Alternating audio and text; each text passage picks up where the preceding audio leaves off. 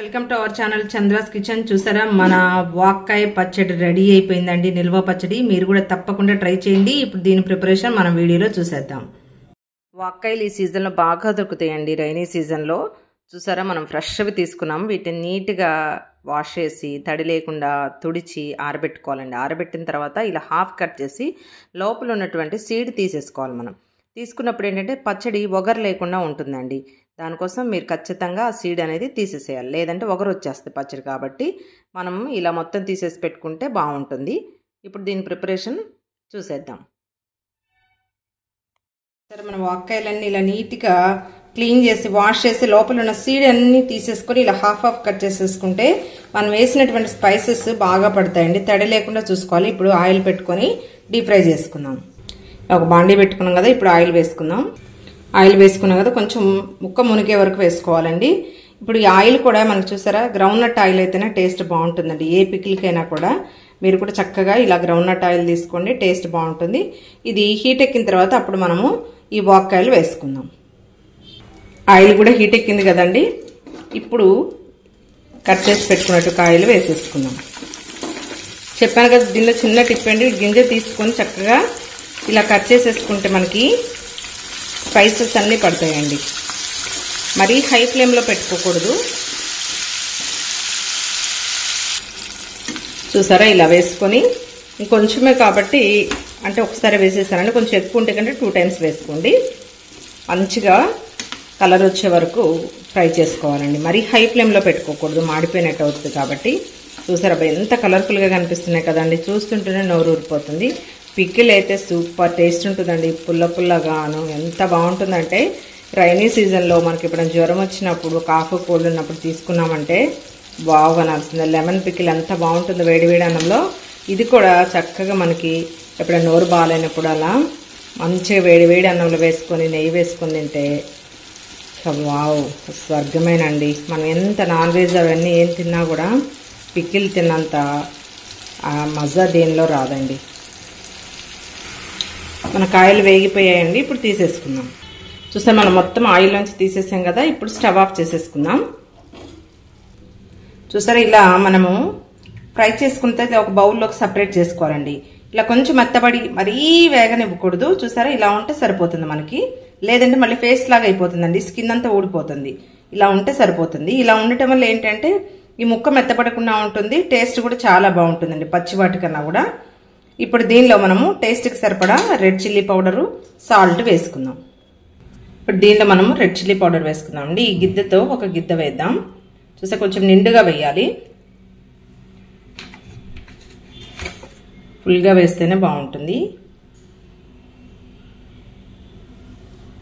బాగుంటుంది మీన్స్ ఏంటంటే కొలతకి మెజర్మెంట్కి బాగుంటుందండి.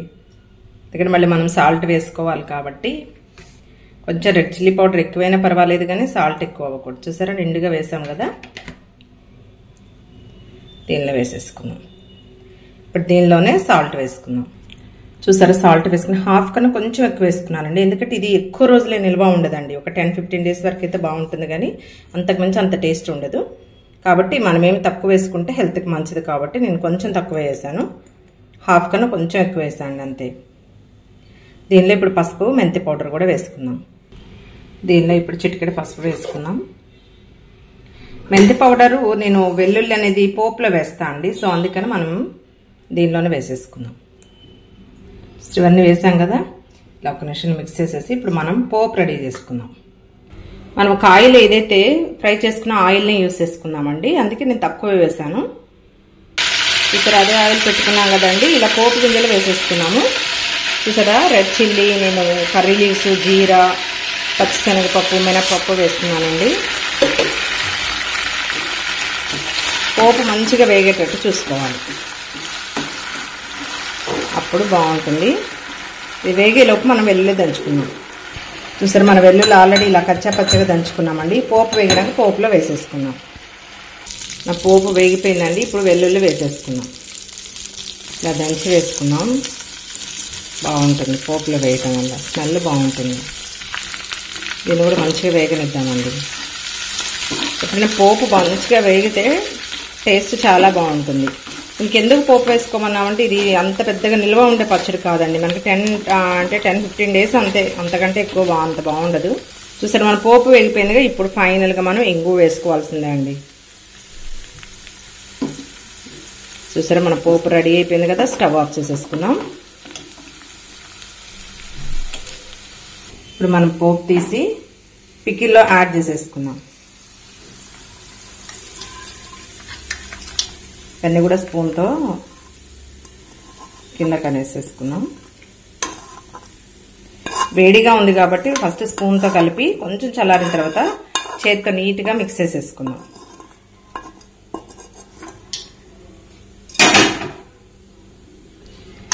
ఎందుకంటే ఇప్పుడే కదండి వేసింది వేడివేడిగా.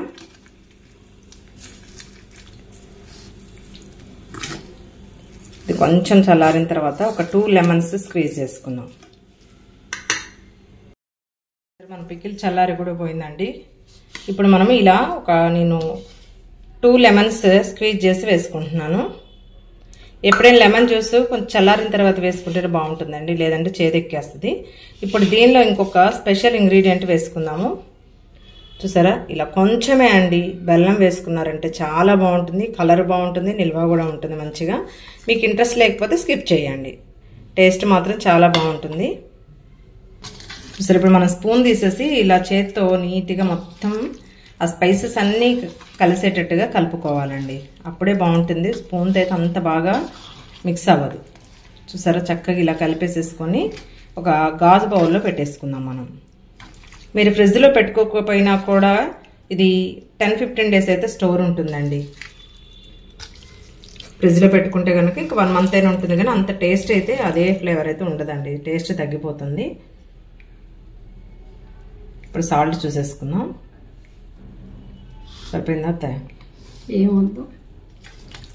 ఓకే అండి, మన పర్ఫెక్ట్గా సాల్ట్, రెడ్ చిల్లీ పౌడర్ అన్నీ సరిపోయాయి. ఇలా మంచిగా మిక్స్ చేసేసుకొని బౌల్లో పెట్టేసుకుందాం. చూసారా మన పికిల్ రెడీ అయిపోయిందండి. ఇప్పుడు మనము ఇలా గాజు బౌల్లోకి షిఫ్ట్ చేసేసుకుందాం. పెట్టేసేయండి. చూసారా ఆ మాత్రం అంటే మనం ఏ కాయలు అయితే కాయలు ఫ్రై చేసుకుంటాం కదండి, ఆ ఆయిల్ మొత్తం వేసేసుకుంటే సరిపోతుందండి. మరీ ఎక్కువ కూడా అవసరం లేదు. అందుకని మనం ఫ్రై చేసుకునేటప్పుడు చూసి వేసుకుంటే సరిపోతుంది.